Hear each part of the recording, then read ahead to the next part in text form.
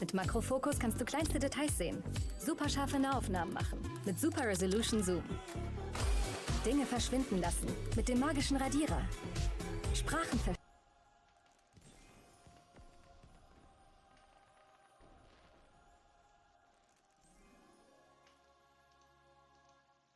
We've covered how to set up recording and streaming profiles in previous videos, but let's focus a bit on just bitrate considerations in this video.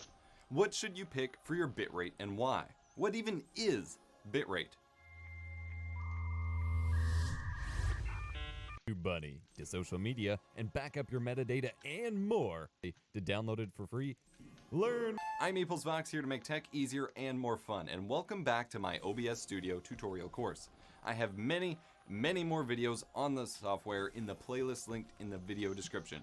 Check that before asking any questions, and check the introduction video to learn how this course works if you get confused. A word that frequently gets thrown around when discussing video recording and editing is bitrate. What does that mean?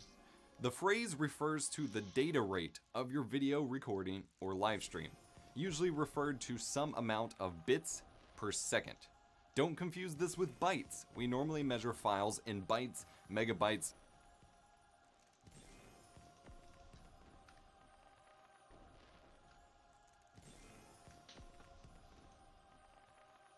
to the data rate of your video recording or live stream, usually referred to some amount of bits per second. Don't confuse this with bytes. We normally measure file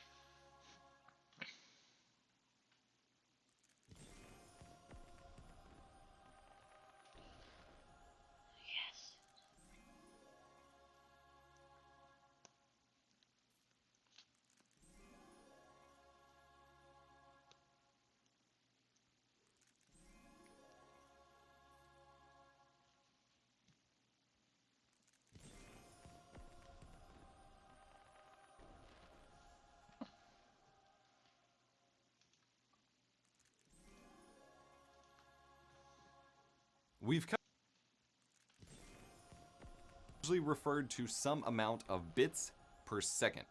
Don't confuse this with bytes. We normally measure files in bytes, megabytes, gigabytes, and so on, but bits are different. Size-wise, bits are 1/8 per second.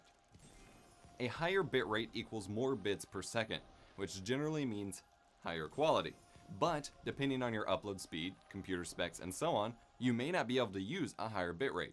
Or if you set it absurdly high, eventually any quality increase might be insignificant, especially compared to the cost of high file sizes that are created by such high bitrates. There's a few things you need to consider when choosing a bitrate for streaming or recording. Let's take a look at streaming first. With streaming, you must primarily take your internet connection into consideration. As I've mentioned before, due to packet loss, interference, and other issues, the most reliable upstream connection will be through a wired internet connection, not over a wireless signal. Go to openspeedtest.com or speedtest.net and test your upload speed. For live streaming, the highest recommended bitrate is roughly equals to 75% of your total upload speed. Regardless of your upload speed, be it 300, 30, or 5 megabits per second, you can't push the whole speed all the time. Other things run on your network and require bandwidth, and if you're playing games, you'll need some room or it will be a laggy mess as well. This bitrate includes audio too, so if your upload speed is 5 megabits per second, the most I'd recommend for a total bitrate for a stream is 3.75 megabits per second, with roughly 200 kilobits per second being allocated for the audio.